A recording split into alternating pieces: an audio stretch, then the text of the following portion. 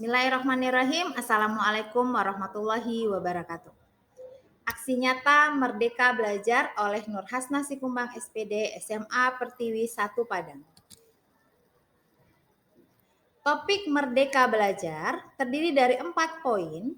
Yang pertama, pemahaman gagasan dan prinsip pendidikan berdasarkan pemikiran Ki Hajar Dewantara. Yang kedua, pemahaman untuk memfasilitasi murid agar tumbuh sesuai dengan kodratnya. Dan yang ketiga, penerapan pembelajaran yang memerdekakan murid. Mengenal dan memahami diri sebagai pendidik.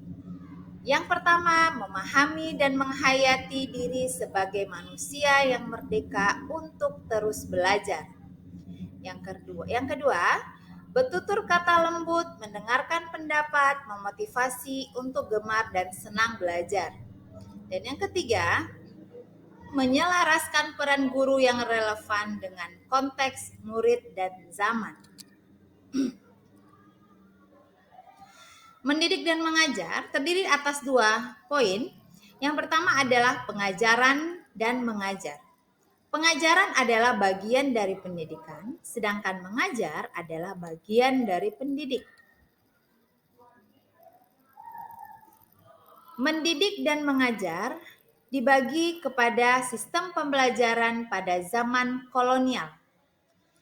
Ciri-cirinya diantaranya meminta murid berdiri di depan kelas saat lalai mengerjakan tugas. Murid duduk rapi menghadap ke depan dengan kelas yang hening. Melakukan perankingan berdasarkan nilai pengetahuan.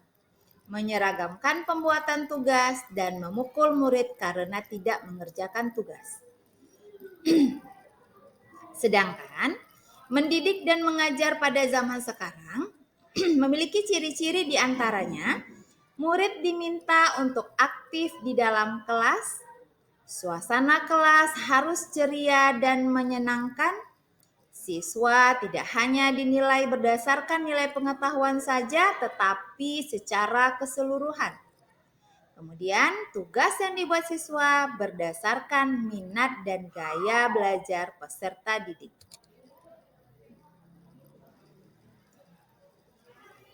Mendidik dan melatih kecerdasan budi pekerti terdiri dari 4 bagian.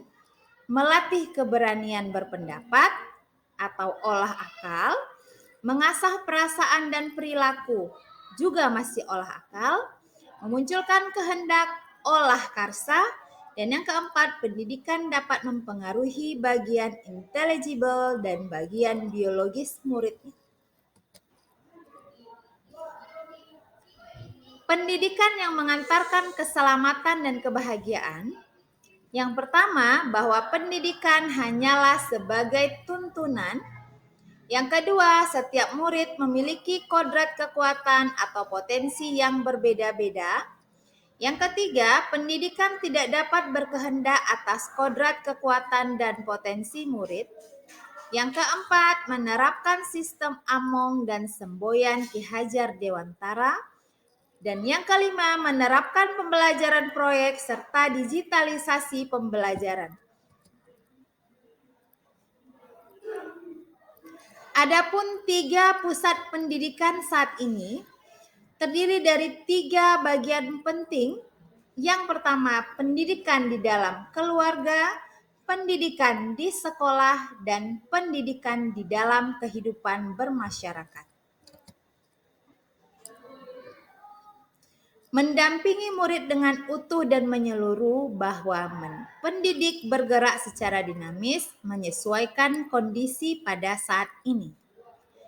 Kemudian mengadopsi asas recon, continue, konvergen, dan konsentris, yaitu merancang pembelajaran yang berkelanjutan, terbuka, dan berdasarkan pada kebudayaan.